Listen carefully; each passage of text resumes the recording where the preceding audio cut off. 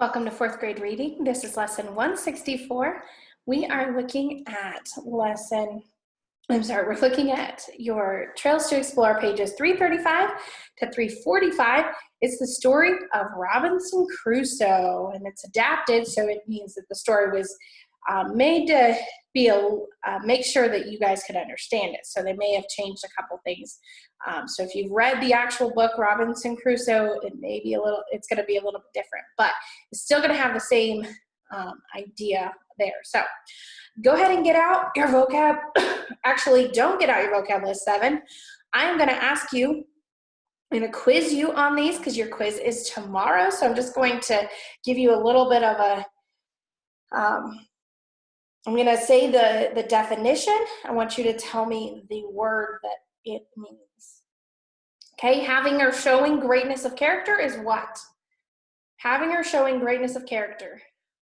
Noble, very good. A cluster of similar items. I said that one wrong. A group of similar items is what? A cluster, okay. Cluster, we'll come back to that one. We'll do that again at the end. Planting means what? Or planting is the definition for sowing. Very good. All right. To make an earnest request. To make an earnest request. Appeal. Appeal. Early evening, just after sunset, is what? Twilight. Twilight. Smelling good. Smelling good. Fragrant. A person's beliefs, feelings, thoughts, and behavior.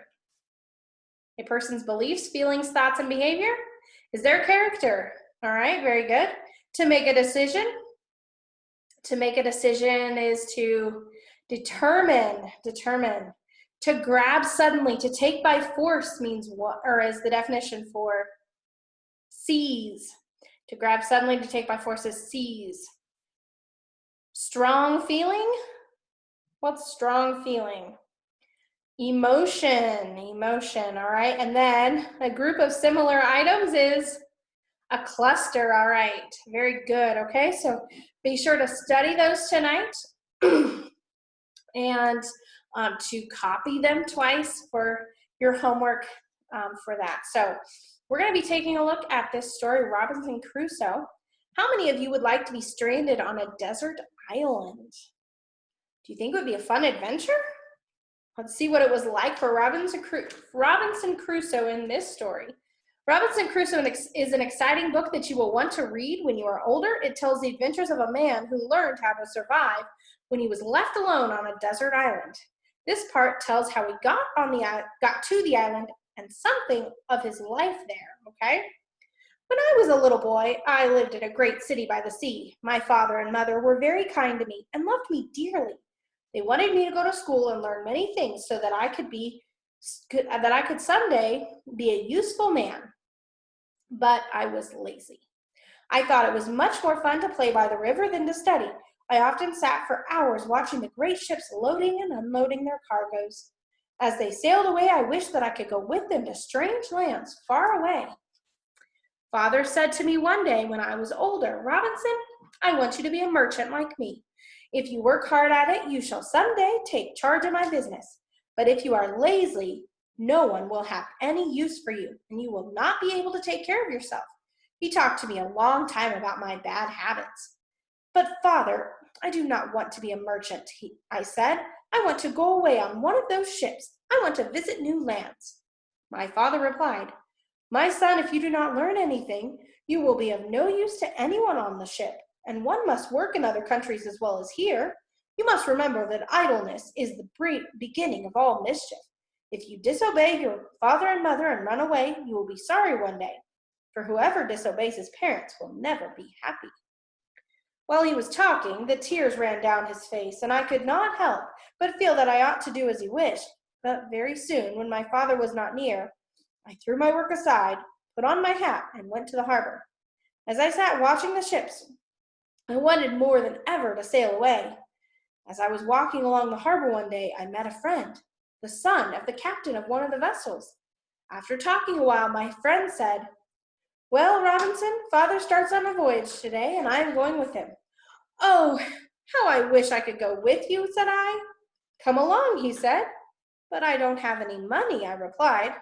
Father will take you for nothing, I am sure, said my friend. You can work for him. Good, I said. If he will let me work my way, I'll go with you.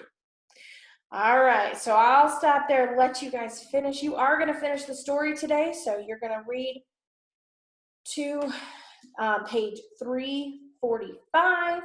Ask yourself those thinking it through questions. And so you guys read a couple stories. I'm just going to ask you some questions about the last story that you read, the Persian and His Sons. The father called one of his sons honest. What did that son do? The son that was called honest, what did he do? He delivered valuable jewels without keeping any for himself. The father said that one of his sons did his duty. What did that son do? He saved a child from drowning, right? Do you think the third son deserved the pearl? Why?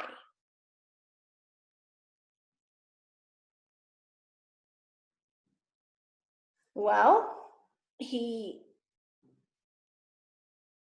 did good to his enemy, and he didn't hope for any reward.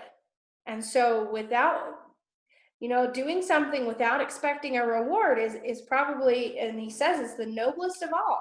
And so that's why he gave him the pearl. And so I think he did deserve the pearl. All right, so you're going to read this story, and then make sure that you write your vocab list 2 times and study those for the quiz tomorrow, and we'll see you in the next lesson.